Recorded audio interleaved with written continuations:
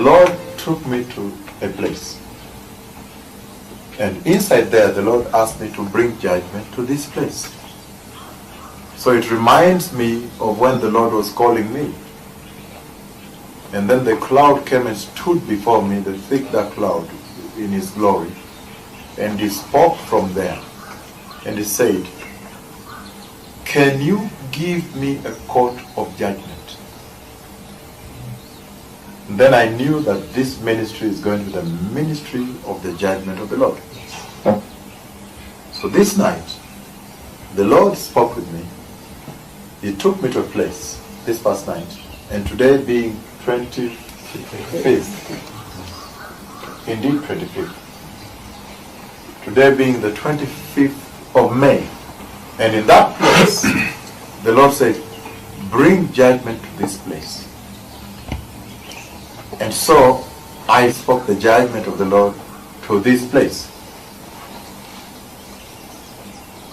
And when I spoke the judgment of the Lord to that place, then all of a sudden, before I finished, a massive earthquake hit that place. I see one tall building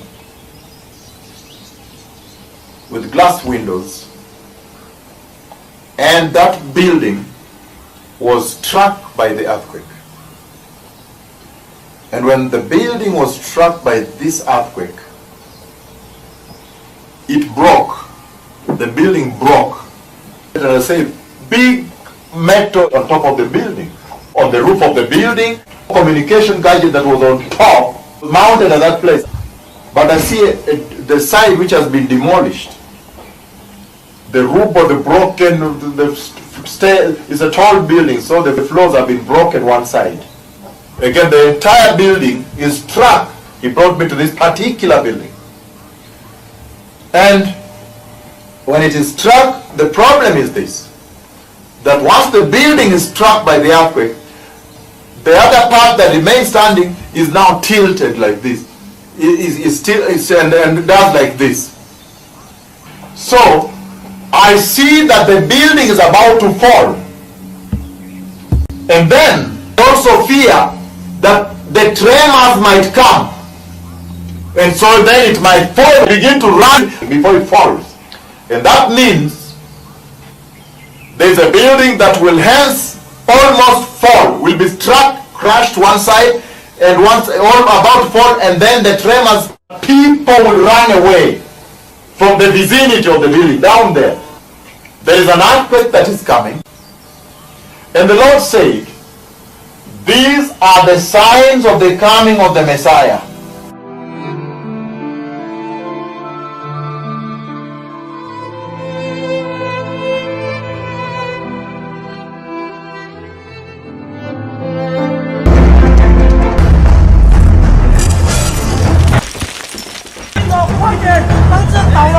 A deadly earthquake rocked 10 minutes before midnight. Holland is rocked by a quake of proportions not seen in over half a century.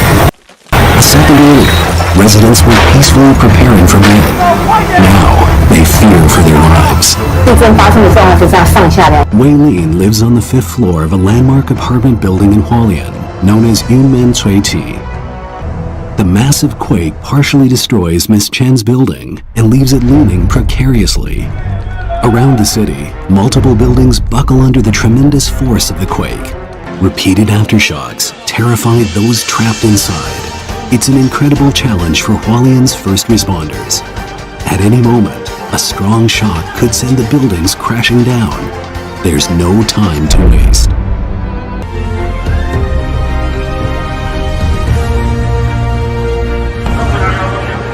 Working against the clock to search for survivors. Rescuers are using cranes to get to those trapped in what's left of Hualien's Marshall Hotel. When the earthquake struck just before midnight local time, the floor caved in, leaving the entire building slanting on its side.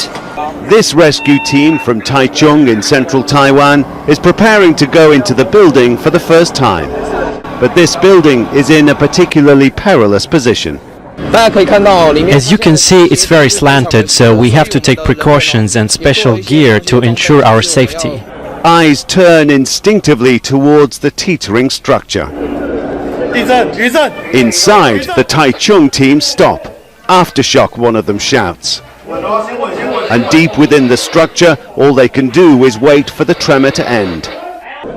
The Taichung team emerge, finding no signs of life, and admit the job makes them sometimes fear for their own lives. Everyone in Hualien had a shocking night last night, as footage from around the city reveals. Many shops' CCTV cameras capture the moment when staff, customers, and goods alike were shaken by the earthquake. Other residents capture scenes from inside their homes or on the streets, showing what happened when the tremors began.